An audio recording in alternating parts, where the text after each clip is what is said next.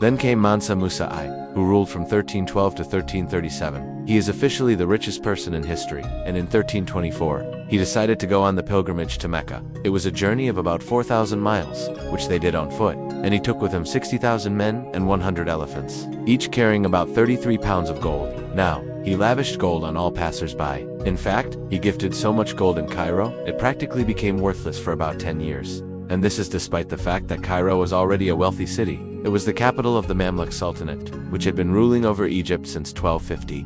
They were originally slaves who had purchased their freedom and were now a wealthy, powerful class who controlled trade in the Mediterranean, the Red Sea, and the Indian Ocean. They were also patrons of art and architecture, and so Cairo was full of magnificent buildings, mosques, madrasas, or Islamic schools, palaces, and gardens. But when Musa arrived there, he simply overwhelmed them. He built an even grander mosque, the Jami-o Mosque, the Jami'am. It was to be the largest mosque in the world, but unfortunately it collapsed before it was finished. But he did finish the Djinguereber Mosque in Timbuktu. It's considered one of the finest examples of Islamic architecture, and it remains one of the biggest mosques in Mali. He brought in architects from both Andalusia and Egypt to help design it. And back in Cairo, Musa commissioned another marvel, the Saba Mosque, with its red sandstone and stunning arches. It too was never finished, but it inspired later mosques like the famous Sheikh Lat Falah in Isfahan, Iran.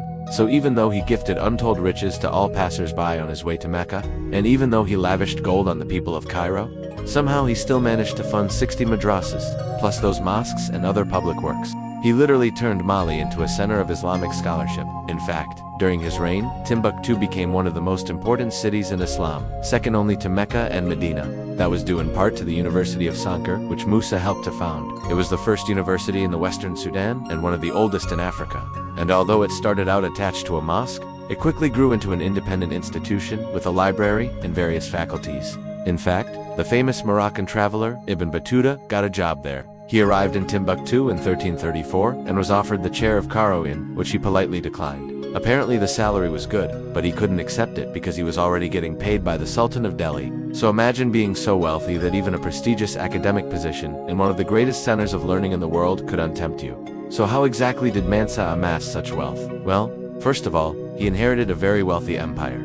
The previous king, his father, Mansa Abukari II, had already conquered much of western and central Mali. He took the title Mansa Musa, meaning the King of Kings, and set about conquering more of the Sudan. His empire stretched from the Atlantic coast all the way to Lake Chad, and at its greatest extent, it encompassed 40 different ethnic groups.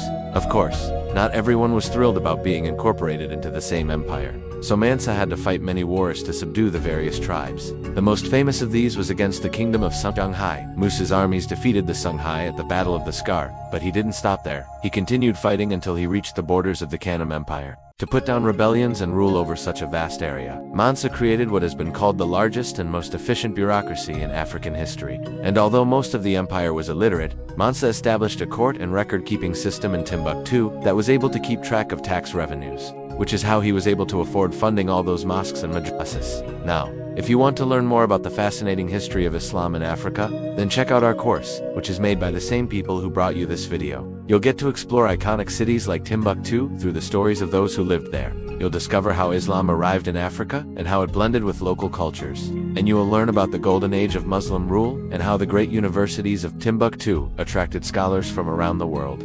Thanks for watching.